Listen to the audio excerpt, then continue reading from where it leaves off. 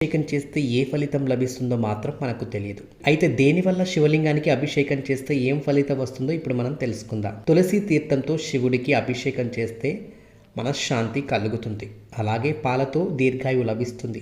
పెరుగుతో అభిషేకం చేయడం వల్ల వంశాభివృద్ధి జరుగుతుంది. చక్కెరతో చేయడం వల్ల శత్రుజయం కలుగుతుంది. తేనెతో అభిషేకం చేస్తే విద్య, సంగీత వృద్ధి సిద్ధిస్తుంది. నెయ్యితో స్వర్ణహర్త, పన్నీరుతో సకల ఐశ్వర్య ప్రాప్తి, చందనంతో ధనాభివృద్ధి, విభూతితో చేస్తే సర్వరోగ నివారణ, నిమ్మరసంతో చేస్తే మరణ భయం పోతుంది. అలాగే పంచామృతాలతో అభిషేకిస్తే దేహదారుణ్యం, పువ్వులతో సుఖం, అరటి పండ్లతో వ్యవసాయం, అన్నంతో పెళ్లి, సౌభాగ్యం, పంచలోహ జలంతో మంత్రసిద్ధి, కార్యసాఫల్యం, దానిమ్మరసంతో శత్రు శిఖరణ, సుగంధ ద్రవ్యాలతో ఆయుర్ధం కలుగుతాయి. అయితే మానవుడు తన కోరికలను తీర్చుకునేందుకు భగవంతుడిని నవవిధాలుగా